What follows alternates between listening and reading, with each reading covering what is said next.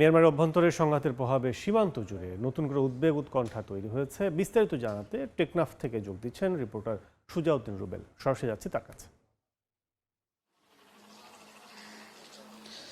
সীমান্তের যে সংঘাত, সেই সংঘাতের জেরে গত কয়েকদিন ধরে কিন্তু গতকাল এবং গতকালের আগের দিন 2 দিন কোনো গোলাগুলির শব্দ আসেনি।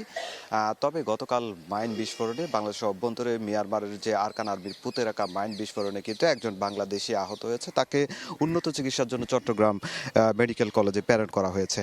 এখন পর্যন্ত সীমান্ত পরিস্থিতি, মানুষ, সীমান্তের বাসিন্দারা উৎকণ্ঠায় রয়েছে।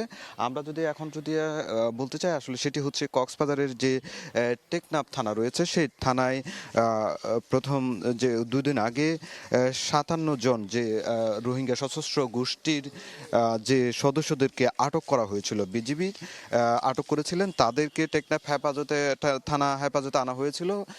বর্তমানে এই 57 জনকে টেকনাফ থেকে কক্সবাজার আদালতে প্রেরণ করা হবে, যার কারণে কিন্তু এর মধ্যে যে বাসটি দেখছেন, এই বাসটি করেই এবং আরও কয়েকটি বাস রয়েছে, এসব বাসে করেই কিন্তু যারা আটক হয়েছে তাদেরকে আদালতে সুপর্দ করা হবে। তবে গতকালকে যেটি জানা গেছে সেটি হচ্ছে এই যে 57 জনের বিরুদ্ধে এটি বিজিবি কি প্রক্রিয়ায় তাদেরকে মামলার পরেই কিন্তু তাদেরকে আজকে সকালে তাদেরকে প্রেরণ করা হতে পারে, প্রেরণ করা হচ্ছে সেটি আসলে বলা হচ্ছে। আর সীমান্তের পরিস্থিতি আর একটু যদি বলতে, আমরা সকাল থেকে আসলে লক্ষ্য করেছি সীমান্তের যে বেড়িবাঁধ রয়েছে, বেড়িবাঁধের পাশাপাশি যে মৎস্য ঘেরগুলো রয়েছে, সেসব এলাকায় কিন্তু বিজিবির টহল জোরদার রয়েছে।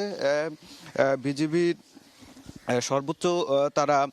সর্বোচ্চ তাদের যে নিরাপত্তা জোরদার এবং টহল জোরদার থেকে শুরু করে তারা সব কিছু সীমান্তে টহল বাড়িয়েছে এবং সর্বোচ্চ সতর্ক অবস্থায় রয়েছে সেটি জানিয়েছে। আর সীমান্তের বাসিন্দাদের যাতে, যেহেতু মাইন বিস্ফোরণ হয়েছে, মাঝে মধ্যে যদি আবার সংঘাত হয় তাহলে গুলি আসার সম্ভাবনাকে কেন্দ্র করে সীমান্তে যারা বাসিন্দা রয়েছে তাদেরকে সাবধানে চলাফেরা এবং সাবধানে থাকার জন্য পরামর্শ দেওয়া হয়েছে। তো এই ছিল আমার কাছে টেকনাফ থানা থেকে সর্বশেষ। বাংলাদেশ মিয়ানমার সীমান্তের খবর জানতে এখন সরাসরি ছিলাম টেকনাফে।